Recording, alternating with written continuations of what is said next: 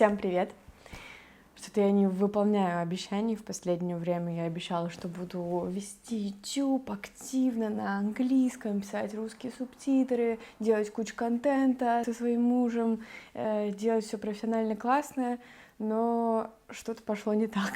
У меня очень сильно замедлилось производство контента, и надеюсь, что вы меня поймете, потому что я эмигрантство, хотела сказать. Эмиграция такая сложная штука, и постоянно что-то меняется, постоянно меняются приоритеты, постоянно меняются желания и вообще, в принципе, возможности для всего. Сегодня я расскажу вам о том, как мне и моей семье живется в Целье.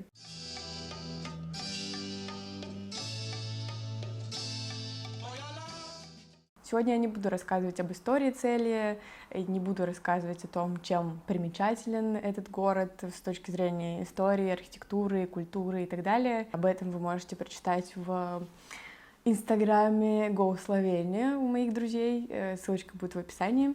А сегодня я расскажу вам о конкретно нашем опыте и о том, как устроена наша жизнь здесь, и сейчас. Первым делом, я думаю, что важно сказать, что я 23 года жила в Питере, в России, и последние 2 года я жила в Любляне. И сейчас вот в сентябре я переехала в Целье. Так сказать, по понижающей пошла. Приехали мы все вместе с моей семьей и с мужем. Изначально идея переехать была у родителей, так как наша сидровая ферма, на которой родители работают каждый день, находится в 1,5 часах езды от Любляны, где мы жили. И это, естественно, очень дорого, энергозатратно. Там дороже квартиры в Любляне, и в целом им действительно нет смысла жить в Любляне конкретно сейчас. Они хотели вот переехать поближе. А сестра моя, которую вы знаете, я думаю, по предыдущим видео на YouTube, она там мелькает, появляется, и, в принципе, у меня есть отдельное видео с ней, интервью с ней. И она как раз закончила 9 класс, соответственно, после 9 класса ты заканчиваешь школу основную, и дальше выбираешь, либо тебе идти в гимназию, либо тебе идти в среднюю школу. В общем, начали искать варианты и нашли отличную гимназию в Целье. Юля пообщалась с директором, посмотрела заранее эту гимназию, и ей все понравилось. Кадры я покажу в течение видео. И Целье как раз находится поближе к ферме, поэтому всем это выгодно, и родителям, и Юльке.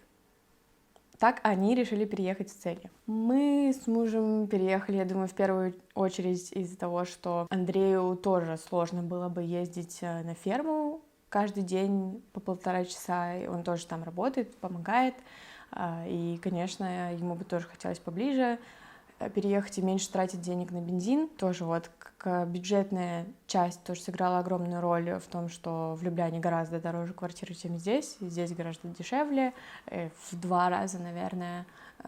И также хотелось переехать в дом, переехать за город, как-то вот подальше все-таки от большого города, хоть Любляна не очень большой город, но все-таки как-то вот хотелось попробовать пожить за городом с видом на природу, с такими красивыми полями за окном и горами, вот.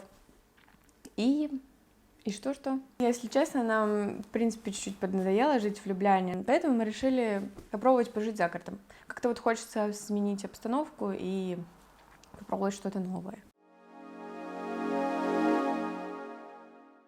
Во время поиска квартир в центре Целья мы столкнулись с такой же проблемой, с которой сталкивались в Любляне, и, мне кажется, с которой сталкивается как минимум каждый второй турист, который сюда переезжает, с тем, что все-таки словенцы, арендаторы, ставят в приоритет словенцев.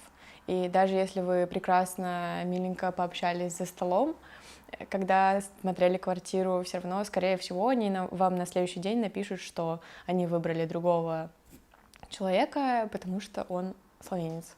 Ну или просто напишут, что они выбрали другого человека, не объясняя причину. И, скорее всего, это потому что Просто вот, просто потому что вы тусы, и вы можете уехать в любой момент. Вы как бы для них не очень надежные люди получаетесь. Мы даже успели порастраиваться немного, и не раз. Но так как мы с этим уже сталкивались за эти 2 года, в целом мы это понимаем и принимаем. Но мы нашли большой трехэтажный дом на всю семью на окраине Цели. Это уже считается Целья, но здесь все выглядит, как будто бы мы живем за городом. Вы слышите этот запах свежего, только что постиранного белья на свежем воздухе? Господи. Вдохните, вдохните.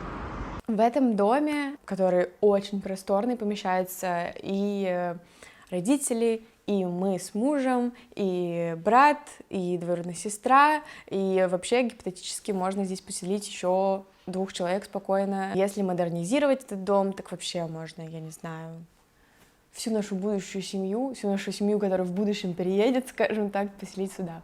Но, к сожалению, этот дом нам нужно будет отдать через год.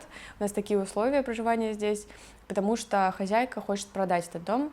Поэтому, если будут приходить потенциальные клиенты, и они действительно захотят купить дом, то через год нам нужно будет его отдать. Если не будет, то я надеюсь на то, что мы сможем договориться, пожить здесь подольше, потому что год все-таки это мало для дома, по крайней мере.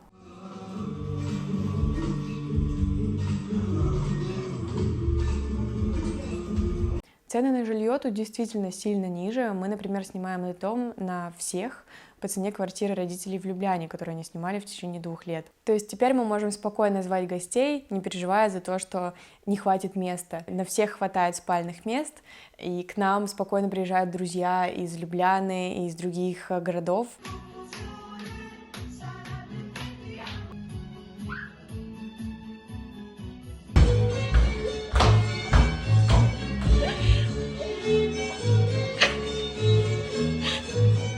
И недавно приезжали даже ребята, которые живут в Австрии, и мы очень удивились на самом деле, это очень здорово и очень приятно, что все собираются, все действительно тратят силы и время на то, чтобы приехать к нам.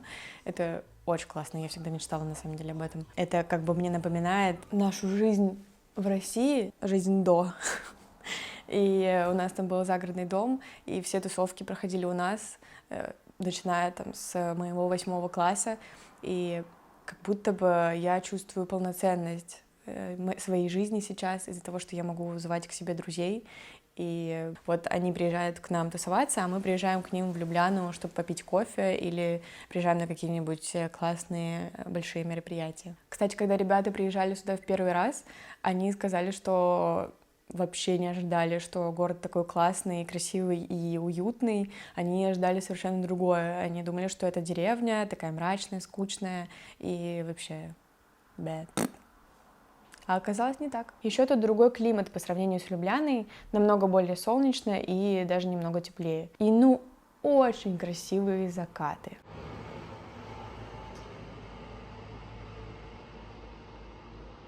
Насчет погоды, на минуточку. В конце октября. Вы только посмотрите, какая погода.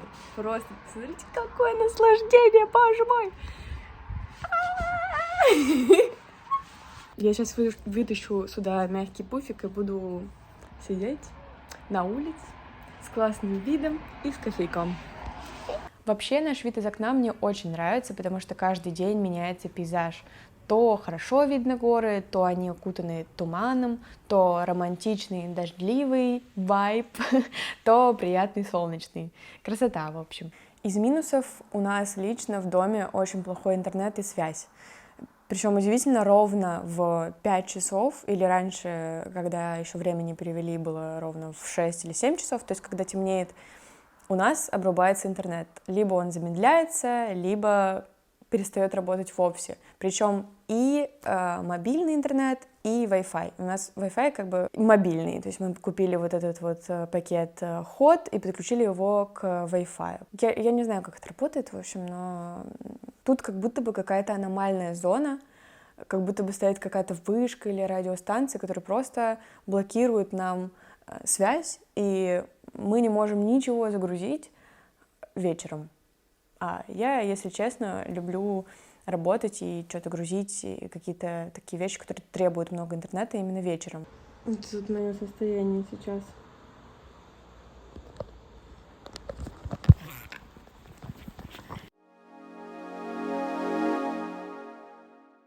По местоположению тут все-таки не так удобно, как в Любляне, потому что Любляна все-таки находится посередине, и от нее удобнее доехать до Италии и до моря, и многие красивые места Словении находятся теперь дальше от нас, но зато можно доехать быстрее до Австрии, до Вены, например, и до Будапешта, и до многих других мест на поезде.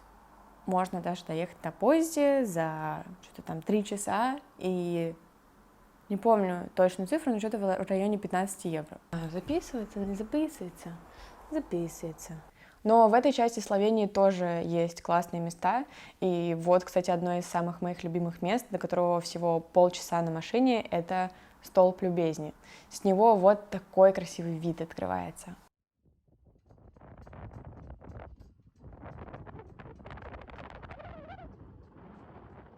Расскажу про наши личные плюсы самого Целия. Например, моим родителям и мне Целия даже больше нравится, чем Любляна, потому что Любляна, она как бы не туда и не сюда, и не большой город, и не деревня. А Целия, он тоже, конечно, небольшой город и не деревня, но он такой какой-то маленький, уютный, красивый, милый городок, и он какой-то особенный, что ли. Хоть я точно скажу, что Любляна мне тоже очень нравится, и она тоже очень классная. Я в нее влюбилась с первого взгляда тогда. Тут также чисто и опрятно, есть все, что нужно для жизни обыкновенного человека. Магазины, бары, кафешки, торговые центры, спортзалы, доставка, такси, места, где можно погулять, подышать воздухом и так далее. Под местами, где подышать воздухом, я имею в виду не просто парки, а целые леса с хайкинговыми тропами в черте города. Класс.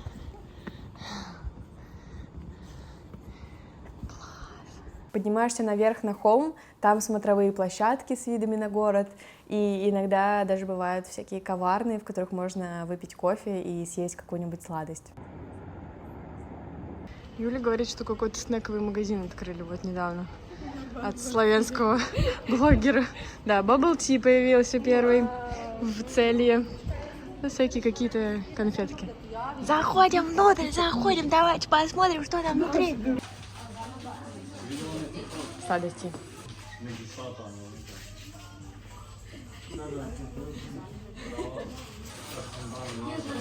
Чипсики. 6 штучки.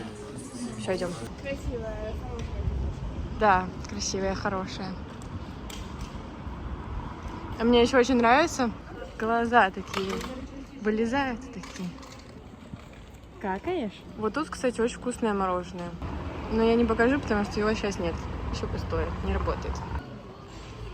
Вот тут невкусная матча. Очень невкусная матча. Не берите здесь. Вот главная площадь. Вот такая вот огромная. Вот это моя любимая площадь. Цельский дом. Очень красивый. Очень классный. А вот железничка пустая. Вот прям здесь. Это вот булкомат. Вот такой вот. В 3 часа ночи захотел печеньку или конфетку, можешь ее купить. Все для людей. Мне очень нравится секс-просвет в Словении. Очень хорошо. Очень устрашающий садик. Там еще на лестнице тыквы стоят. Для Хэллоуина отличный был бы плейс. Тут есть местный град, замок, который, к сожалению, я не сняла, потому что мы до него доехали на машине и подошли к нему, увидели цену в 7 евро и решили, что мы не хотим сегодня тратить деньги и поехали в другое место. Но вообще, судя по картинкам в интернете и информации в интернете, это классное историческое место, по которому можно погулять, поизучать и потрогать историю Словении. По крайней мере, маленькую его часть. Парковки нас здесь очень радуют, потому что они дешевые, стоят до 1 евро в центре, например, и с 15-16 часов они становятся вообще бесплатные. А вот это безглютеновая кафешка. Для нашей семьи это очень важное новость, что она здесь есть. У папы, у моего целиакия, то есть непереносимость глютена. И, не знаю, приятно, когда в каких-то таких маленьких городочках заботиться о людях с серьезной аллергией. Что касается магазинов, здесь всегда есть в пешей доступности продуктовый магазин и какая-нибудь каварна, в которой можно выпить кофе и перекусить. Вот это вот наш дом, вот это вот наш дом, а вот это вот кафешка, каварна, как хотите, сластичарна можно еще назвать. Вот прям вот соседний дом, можно кофе попить. Правда, многие магазины закрываются в 7.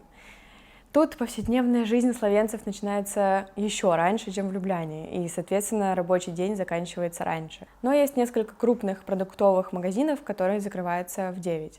Например, это может быть Lidl какой-нибудь. Практически все торговые центры, по крайней мере, все крупные торговые центры, находятся в одном месте, как на БТЦ в Любляне. Тут, когда выходишь из магазина, вокруг в целом территория похожа на БТЦ. То есть здесь тоже какой-то еще один торговый центр с Декатлоном, Тедди и всякими другими штуками, с продуктовыми магазинами. Вот. То есть как бы тоже такое торговое пространство. Но здесь все устроено немного по-другому. Все товарные группы, например, самые популярные магазины одежды, находятся в одном торговом центре. Они разбросаны в 15 минутах друг от друга, как на БТЦ. То есть, например, там Манго и какой-нибудь H&M в одном торговом центре. Потом проходишь 15 минут, и там всякие там Pull&Bear, Stradivarius, Massimo Dutti. И это как бы вообще супер неудобно. А здесь все это в одном месте. Большой торговый центр, достаточно большой. И в Любляне вот этот вот торговый центр, как бы главный сити-парк, он меньше сильно. Здесь есть типа первый этаж и второй этаж. И есть много всякого, много всего. Вот. И там можно на Боне поесть. Насчет магазинов, честно сказать, я скорее жалею о том, что здесь есть магазины, потому что я очень склонна к импульсным покупкам. И иногда мне хочется жить в какой-нибудь деревне, где нет вообще доступа к каким-нибудь внезапным помадкам за 3 евро и вот это вот все фигне. Поэтому я даже вот, если честно, не очень-то рада тому, что есть магазины и торговые центры в цели нормальные, адекватные. Ну вот, я об этом сказала. И я уже покупаю себе какую-то вкусняшку в ДМе. Здесь все средние школы и гимназии находятся в одном месте, поэтому в учебное время город превращается в студенческий и молодежный. Но, например, поесть на Боны, про которые я рассказывала в одном из своих видео, здесь будет где-то ссылочка, вы можете посмотреть на то, что это такое, если вы не знаете. И вот поесть на Боны в центре города, где как раз сосредоточены все студенты, где они живут и тусуются, здесь невозможно. Ой, подлетела коленка. Здесь невозможно, потому что почему-то нет здесь заведений на Боны в центре. Еда по Бонам в основном находится в торговых центрах или, по крайней мере, не в центре. В общем, если посмотреть в приложении Прихрана, которое как раз отвечает за Боны, заведений, в которых можно дешево поесть, много, довольно много, но они находятся в очень неудобных местах. То же самое касается спортивных залов.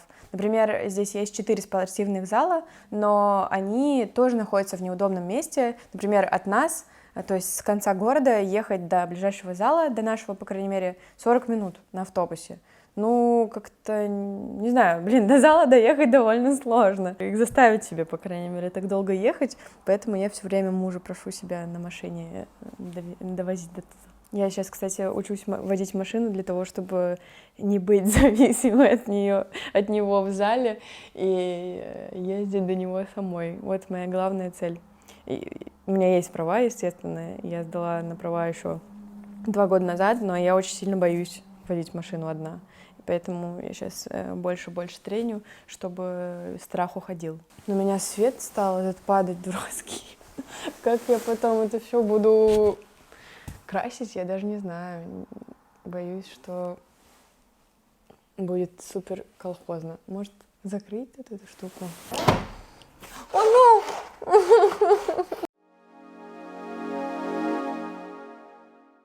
В Цели есть два способа передвигаться по городу на общественном транспорте. Это автобус и городской велосипед. Конечно, мы не берем в расчет личный велосипед, машину и такси. И расписание автобусов, конечно, везде разное, зависит от того, насколько далеко от центра вы живете. Например, мы живем на краю Цели, как я говорила, и автобусы здесь ходят раз в полчаса. Но в целом, если знать расписание, то это не составляет проблем. Например, Юля каждый день ездит в школу и всегда приезжает в школу в одно и то же время. Вот такой вот пати-бас у нас.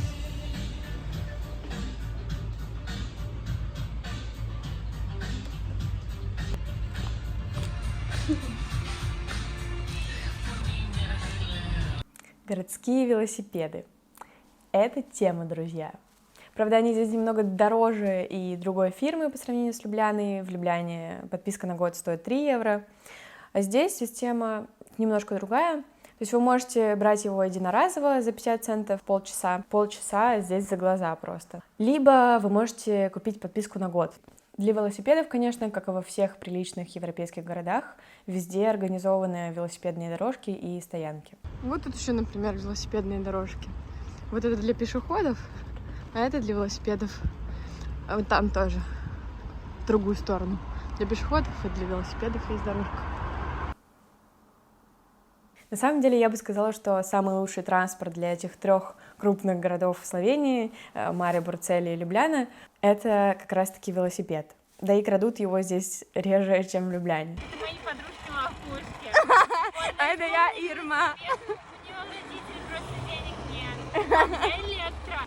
У меня вот тут зарядочки, правда, немного осталось. Ну ничего, доедем. А у нее отваливается там что-то на колесе. Очень жалко. До любого славянского или даже не славянского города можно добраться железничкой Пастая, которая находится в центре города. Вот вроде переход. Такой красивый. Вообще в Любляне, кстати, не такой красивый. Не такой чистый, точнее, вот так скажем. Он такой пустой. Мне туда. До Любляны поезда идут до 1,5 часов, в зависимости от поезда. Также можно доехать на междугородних автобусах, остановка которых находится в 10 минутах от вокзала. Я не знаю, почему в 10 минутах. Видимо, инфраструктура не позволила этого сделать в Цели. Автобусы идут примерно 1:50 час, но есть один автобус, который идет из Цели час. Короче говоря, путешествие от Цели до Любляны у меня уже получается интересным. При том, что я еще в Цели. Я вышла в 11 часов, а сейчас уже час с лишним. Я собралась ехать на автобусе впервые. Ой-ой-ой, пчела села мне на руку. У меня нет карточки, но я думаю, ну ладно, авось прокатит. Может быть, там все-таки банковской можно платить, как в Любляне. И я подхожу к остановке автобусной, смотрю расписание, я понимаю, что я на 10 минут опоздала на прошлый автобус, и следующий будет только через 45 минут. Я немножко офигела, думаю, ладно, час пешком до электрички, я заранее вышла, за час до электрички, даже больше, за 1,5 часа. Думаю, ладно, дойду пешком. Вижу велосипедную остановку с велосипедами, изучаю этот вопрос. Прямо вот на стенде рядом с велосипедами. Смотрю, 30 минут бесплатно. Думаю, ну, все отлично, ехать там полчаса, наверное, где-то, если на автобусе час. Ой, если пешком час. И думаю, отличный вариант, надо брать.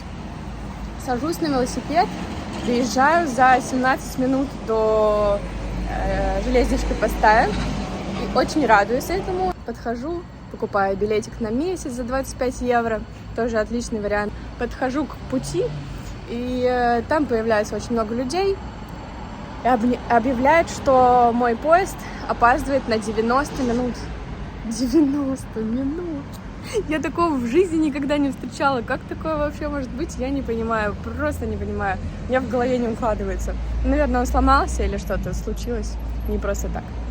В общем, в итоге я пытаюсь узнать, как мне вообще доехать до Любляны. Не факт, что он через 90 минут приедет, если он сломался. В общем, я не доверяю этому варианту, даже если ждать. В итоге я пытаюсь узнать, как мне вообще можно добраться до Любляны. Мне рекомендуют автобус.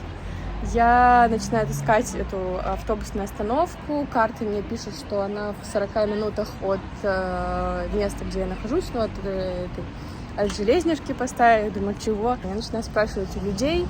Мне подсказывают, что это 10 минут от железнички поставить. Думаю, ладно, хорошо, побегу. И мне говорят, что следующий автобус будет через 15 минут. Я думаю, отлично, все, супер, и бегу. Перебегаю, и мне говорят, что автобус будет через 45 минут. Ну, в общем, вот я на автобусной остановке. Буду пробовать ехать дальше на автобусе, который едет 2 часа. А поезд, кстати, едет 1:15. Ну что, я наконец-то в Любляне, в Тиволи, куда я приехала, в спа. Ну как, сауны тут, короче, и бассейн. С подружкой побыть. Вот, я приехала сюда, и на чем я остановилась? Я остановилась на том, что я садилась на автобус. В итоге, что произошло за это время? Я сначала посмотрела таблички, смотрю, куда встает автобус, который едет в Любляну. Я туда подошла, туда подошел автобус, не в то время, в которое мне сказали, чуть пораньше. И я сажусь в автобус, вообще ничего не спрашиваю, ничего не смотря, просто видела, что написано Любляна, и все. Сажусь, прикладываю карточку, автобус уже трогается, и я догадываюсь спросить вообще, куда он едет. Оказывается, что на самом автобусе не было написано Любляна, а на табличке рядом с, ну, как обозначающую остановку было написано Любляна, и я просто лопух. В итоге я вышла из этого автобуса, подождала еще минут 30 до моего автобуса, посмотрела, что там точно написано Любляна, захожу, прикладываю карточку и потом догадываюсь спросить, точно ли он идет в Любляну. А водитель мне говорит, да, идет, но с пересадкой. Я такая, как меня все это достало, я уже очень сильно устала и больше не хочу ничего решать. Просто хочу доехать до Любляны, блин. Я выхожу из автобуса, жду еще 5 минут прямого автобуса, сажусь в него. Он, кстати, очень красивый, приятный, классный, там было очень мало людей. Едем мы меньше часа, и вот я в Любляне, вот я в Тиволе. В общем, поездочка была не из легких. Я надеюсь, что в следующие разы все будет по-человечески, что ли, без всяких опозданий, без вот этих вот метаний с моей стороны. Вот. И надеюсь, что дорога обратно у меня будет легкой. Это самое главное, потому что я буду после спа распаренная,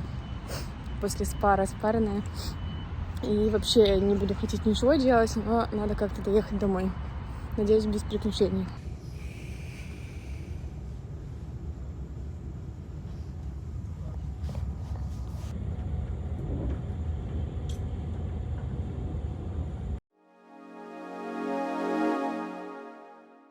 Что касается госорганов, в ноте, так называемой еноте среди русскоговорящих, здесь все гораздо быстрее и удобнее, чем в Любляне. С медициной у меня пока прекрасный опыт, хотя я даже еще не привязалась к особному здравнику, потому что нет мест.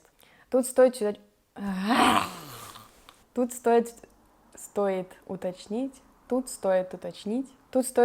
что у меня страховка ЗЗС, по которой я привязалась к своему папе, и она действует у меня еще год, потому что в 26 лет ты уже полноценно самостоятельный человек, и мне придется делать эту страховку самой. Первые 1,5, может, чуть больше, чем 1,5 года я пользовалась обычной базовой страховкой, по которой, на самом деле, я не знала, но по которой можно вызвать скорую, и скорая приедет и бесплатно тебе все сделает. В первый раз я решила связаться с больничной движухой еще до того, как я переехала в Целье. Я решила проверить, как здесь все работает вообще. Я пришла в больницу, включила режим ребенка и говорю, что мне нужно привязаться к особному здравнику.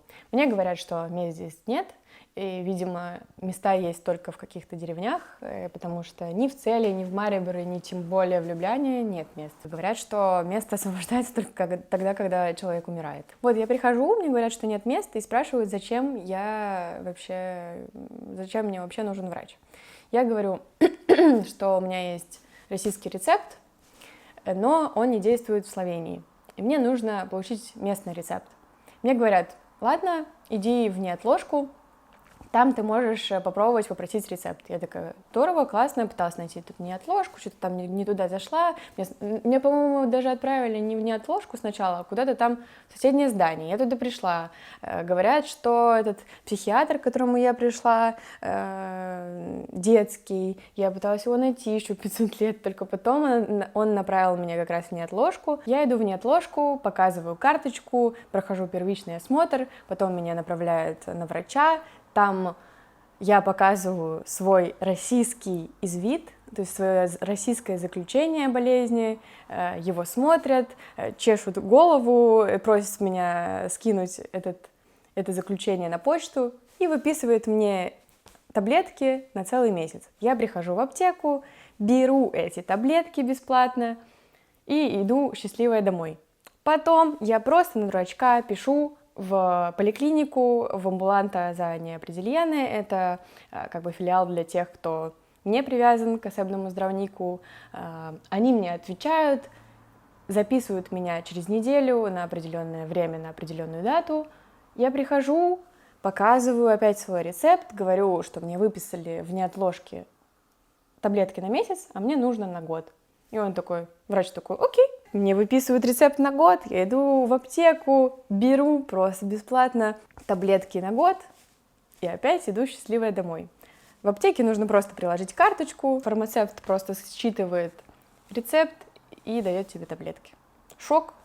Потом у меня заболела 8, я снова пришла в поликлинику, говорю: что делать, болит 8, а особенного здравника нет, который может направить на конкретного зооздравника. И там мне дают личный номер зооздравницы, адрес, я звоню ей, говорю: зуб болит, капец, не могу, 8 у меня болит. Она говорит: хорошо, приходи через час. А так как в цели все супер близко, я просто погуляла, сходила что-то в какую-то кафешку и пришла через час в очень красивую клинику, частную, видимо, или не знаю, может, конечно, это, наверное, не частная клиника, раз они работают по страховке, а обычная зубная клиника, но выглядела она очень круто. Это такой как бы небольшой домик, красиво оформленный снаружи, очень красиво оформленный изнутри. Там такой скандинавский интерьер, новое оборудование, совсем такое небольшое помещение, деревянные двери. Как все это здорово выглядело, я прям в шоке была. Я прихожу, показываю карточку, говорю: болит зуб, записано на такое-то время. Мне говорят: хорошо, ложись. Смотрят мой зуб, дают мне просто антибиотики, ну, в смысле, рецепт дают, я опять иду в аптеку, но суть в том, что они смотрят мой зуб и говорят: ну, все не так плохо, типа, и попей сначала антибиотики, а потом уже позвони, как будет по ситуации, если что, мы тебе его вырвем. В итоге на антибиотиков у меня все прошло, и я не стала никуда звонить, и у меня до сих пор все хорошо, ту-ту-ту. Как принято. И как бы все. Ну, если честно, опыт у меня чудесный. Судя по тому, что вообще рассказывают про больницы, мне повезло. Либо это я просто слишком настойчивая, я не знаю. Короче, всем в Словении рекомендую страховку ЗЗС и привязаться к особенному здравнику, то есть к личному врачу, простите, пожалуйста, что не уточнила сразу, где-нибудь не в Любляне. Еще немного про Целье. Первое, о чем хочется сказать, это то, что рядом с нашим домом, недалеко от нашего дома, находится сервисный центр Hyundai или Hyundai. В общем, неважно. Для нас это тоже классная новость, потому что у жены моего брата Hyundai. И это единственный сервисный центр в Словении. Это очень забавное совпадение. И, кстати, да, мой младший брат женился этой осенью, так же, как и я вышла замуж этой осенью. Забавно получилось. В общем, такая первая новость. Вообще в Словении очень много таких заведений популярных, которые могут находиться в деревнях или в каких-нибудь маленьких городах. И это могут быть какие-нибудь мишленовские рестораны, сервисные центры или вообще просто какие-нибудь популярные крупные заведения. И это удивительно. что они находятся не в крупных городах, а в маленьких. Ладно, в конце все-таки будет немного историй. Важную культурную и экономическую часть города занимает ювелирное искусство.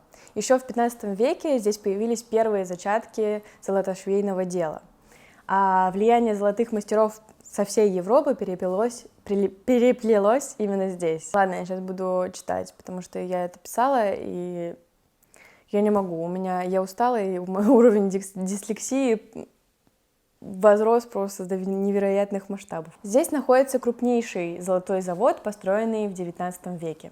По всей стране и по всей ближайшей Европе известен ювелирный бутик «Золотар на Цели». Если вы живете в Словении, то точно встречали эту сеть, она на слуху у каждого. Еще из интересного, здесь очень популярна та самая тусовка гасильцев, то есть объединение пожарных.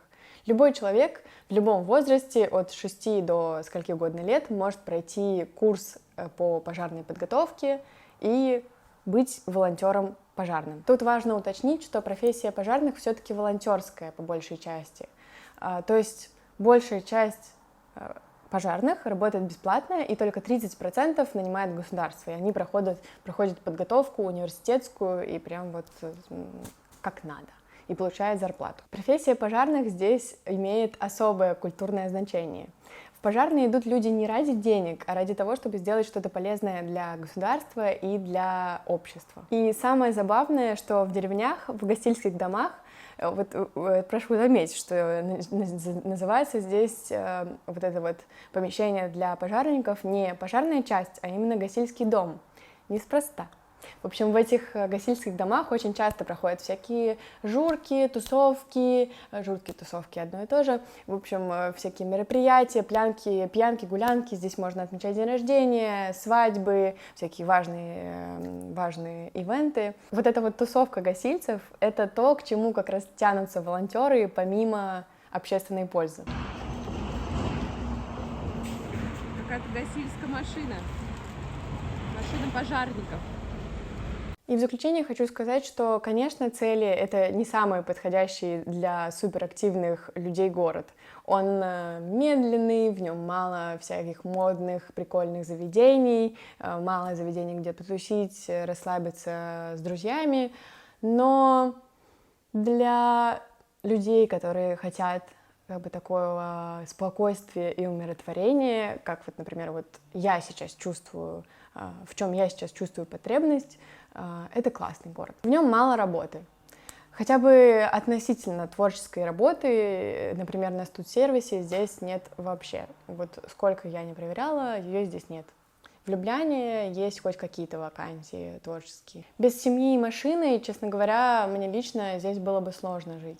Но я хочу сказать, что каким бы он ни казался маленьким и скучным для русских, как бы его оскорбительно не называли деревней и селом, все-таки он остается третьим по величине городом в Словении, третьим по величине в стране. И для словенцев это все-таки довольно большой город, для словенцев, которые не особо часто выезжают из Словении. Местные жители ценят и любят этот город. И я думаю, что нам всем, как минимум тем, кто живет в Словении, очень важно уважительно к нему относиться. Тем более этот город этого достоин, он классный. И просто он не для всех. Это все на сегодня. Спасибо всем большое, что посмотрели это видео до конца. Спасибо за просмотр.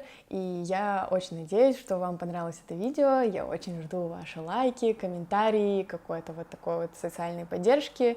И надеюсь, что вы дальше продолжите смотреть мои видео, даже учитывая то, что они выходят очень редко. И я очень бы хотела, чтобы вы перешли по ссылочкам в описании и посмотрели все, про что я сегодня рассказывала. Всем пока! Ё-моё, какой классный свет! Я сейчас посмотрела на камере видео, свое последний кусочек, который я записывала, и я в шоке просто. Как же ужасно было в середине, когда там просто жесткий пересвет, который, я надеюсь, что у меня получится на посте обработать, и как же классно сейчас. Но закатный свет — это всегда супер, конечно. Вот для вас тут сердечко. Тут на стене. Ой, вообще. Я обожаю время закатов здесь. Просто обожаю. Очень классно у нас на белой этой стене солнце падает, и оно вот сейчас еще начнет падать на эти игрушки, на цветы еще часто падает. Вот там цветочек стоит, точнее сухоцветы, на них очень красиво падает цвет. Я надеюсь, что, кстати, это пуфик не будет сильно шуршать на видео.